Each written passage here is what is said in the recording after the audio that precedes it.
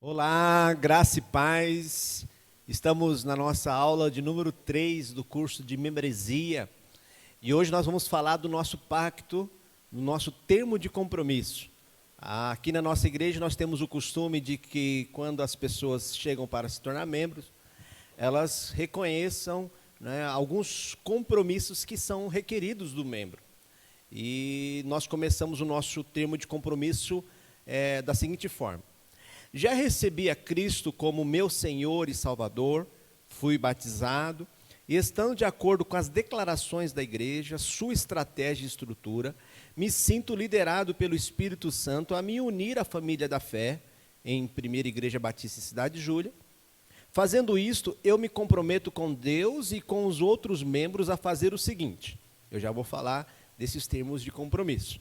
Então, para você fazer parte de uma igreja batista, primeira coisa, você precisa ser um crente, você precisa ser convertido. E, diante disso, uma prova que você dá, uma profissão da sua fé que você dá à igreja local, é por meio do batismo nas águas. Então, quando você se batiza, você também se torna membro de uma igreja batista local. Outra forma de você tornar-se membro de uma igreja batista é você ser aceito por uma aclamação diante de uma assembleia. Você que foi batizado por água, por imersão em uma outra igreja, que você já tinha confessado a Jesus, já confessou a Cristo como seu Senhor e Salvador, passou pelo novo nascimento, e lá naquela igreja, que não foi uma igreja batista, você então foi batizado nas águas. Então, quando você vem para uma igreja batista, e nesse sentido, o pastor, a igreja vai tentar identificar se realmente, quando você foi batizado, você tinha compreensão do propósito da qual você estava fazendo aquele ato do batismo. Se você, então, esse batismo se entende que foi um batismo realmente coerente, válido, a igreja então propõe que o irmão ou a irmã seja aceito ou aceita por aclamação. Então, ela é aclamada como membro de uma igreja batista. A terceira forma de você se tornar membro de uma igreja batista é por meio de uma carta de transferência. Algumas pessoas se mudam de cidade, de bairro, e vão morar perto de uma outra igreja batista. Então, na assembleia, aquela pessoa que já era batista, ela pede àquela assembleia o seu pedido da sua carta de transferência da sua igreja, aonde ela estava, para aquela igreja local. Aqui na nossa igreja, o que nós fazemos? Então, durante a pessoa pede para ingressar, nós apresentamos a ela esse termo de compromisso. Já foi batizado, conhece a estratégia da igreja, conhece a visão da igreja, conhece a nossa declaração doutrinária da Convenção Batista Brasileira. Então, se ela está de acordo com esses princípios, ela vai também assumir alguns compromissos.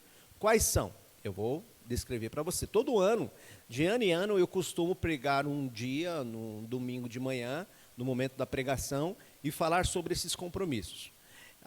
O primeiro eu vou proteger a unidade da minha igreja. Eu vou proteger a unidade da minha igreja. Como? Agindo com amor para com os outros membros. O primeiro compromisso que nós pedimos é que este meu novo irmão, essa nova irmã, ela vem assumir esse compromisso de agir com amor para com as outras pessoas, outros membros. Então, antes de qualquer coisa, de questionar, antes de brigar, de situações, é sempre olhar com olho de amor, misericórdia. Na nossa igreja, eu lembro que, alguns anos atrás, um irmão querido disse assim: pastor, você me lembra João, por causa dessa característica de sempre estar falando do amor, o amor uns com os outros, o amor a Deus, o amor ele tem que estar acima, nós temos que, todos os nossos atos, todas as nossas ações, se nós não agirmos com amor, de nada vai valer a pena, conforme diz 1 Coríntios capítulo 13. Então nós temos que sempre agir com amor uns com os outros. Segundo, como nós agimos com amor uns com os outros? Protegendo a unidade, ou melhor, da igreja, me recusando a fazer fofoca. Se tem alguma coisa que destrói igreja, destrói relacionamento, destrói famílias, é a fofoca. Então, você está vindo para cá como membro, se tornando membro desta igreja, uma coisa que tem que ficar bem claro: nós não aceitamos fofoca. Fofoca é algo que destrói relacionamentos. Se alguma pessoa vier falar mal de uma outra pessoa, ou vier comentar alguma situação com essa outra pessoa, a gente tem que agir de modo bíblico.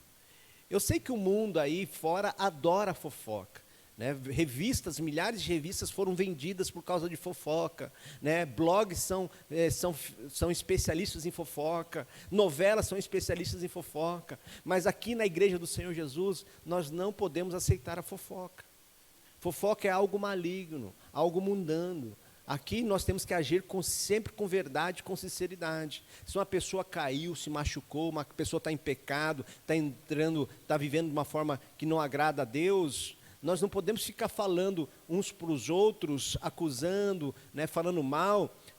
Nós temos que ter uma atitude de ajudar, né? Por isso que a primeira coisa é agir com amor uns para com os outros. Porque aquela pessoa que está machucada, que está ferida, ela não está precisando de uma língua maligna para machucá-la. Ela está precisando de um ombro amigo, ela está precisando de um braço amigo para ajudar a levantá-la. E aonde ela vai encontrar isso? No mundo? Nos vizinhos? Não, na Igreja do Senhor Jesus. Se a igreja age que nem o mundo, qual a diferença que nós temos com o mundo? Nenhum.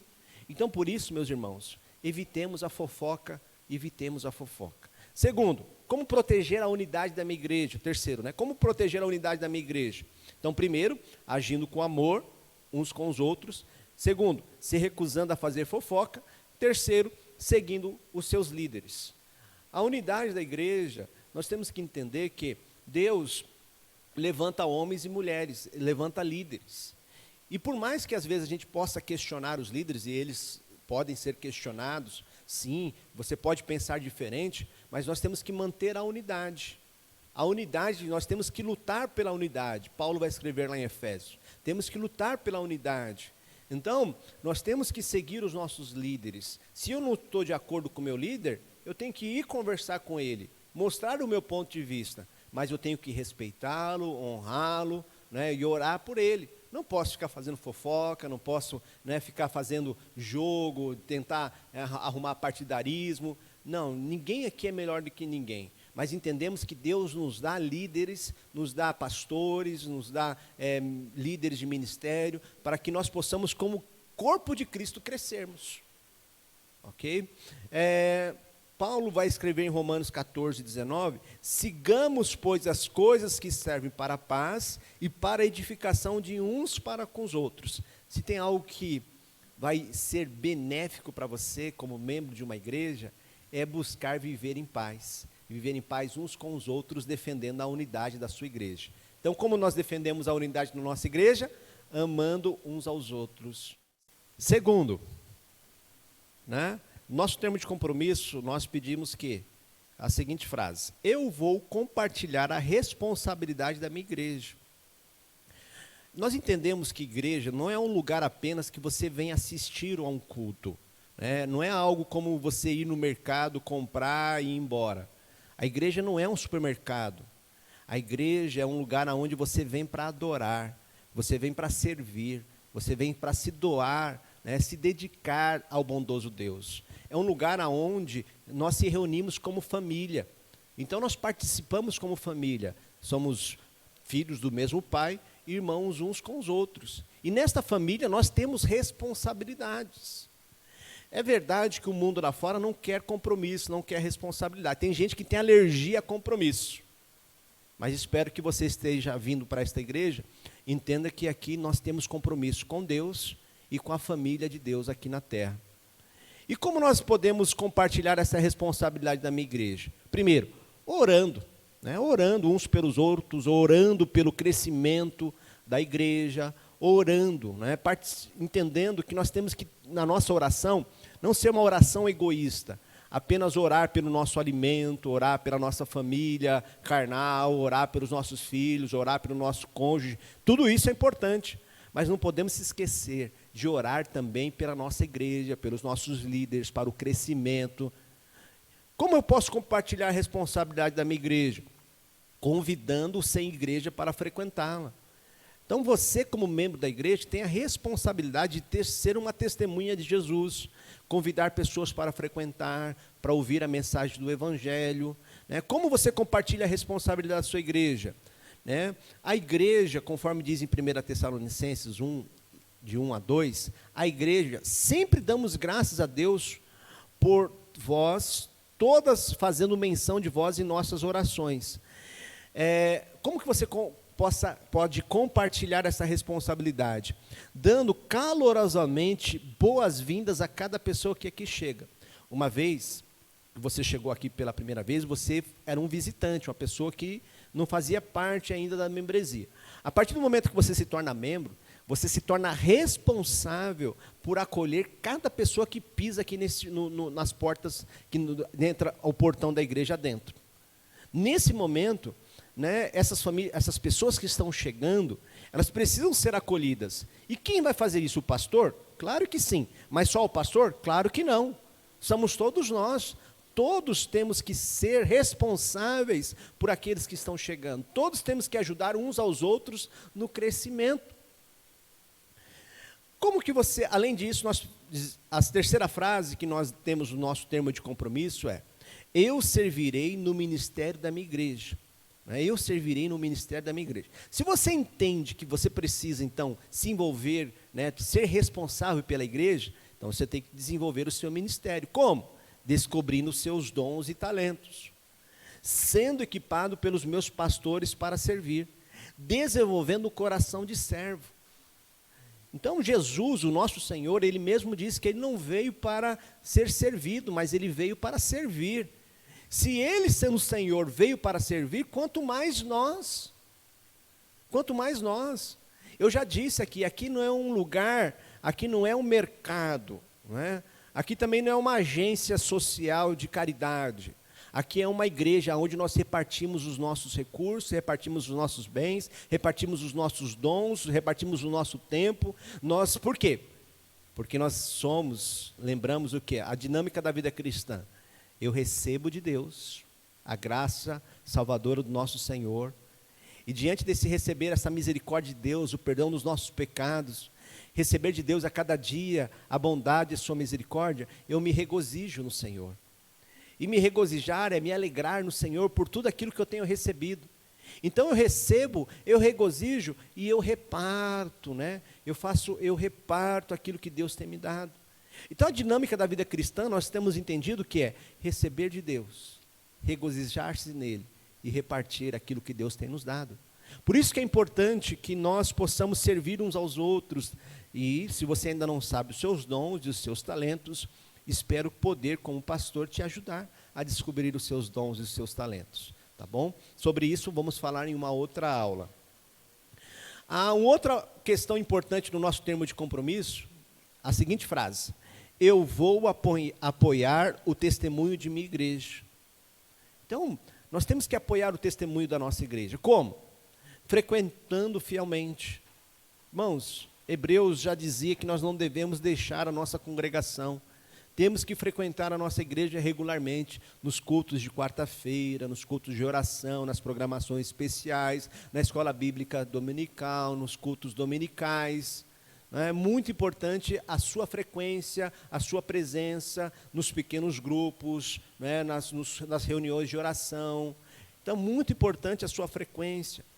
Como você pode apoiar o testemunho da sua igreja? Vivendo uma vida cristã. Não tem algo mais poderoso do que isso. Vivendo de uma forma digna. Terceiro, como você pode apoiar o testemunho da sua igreja?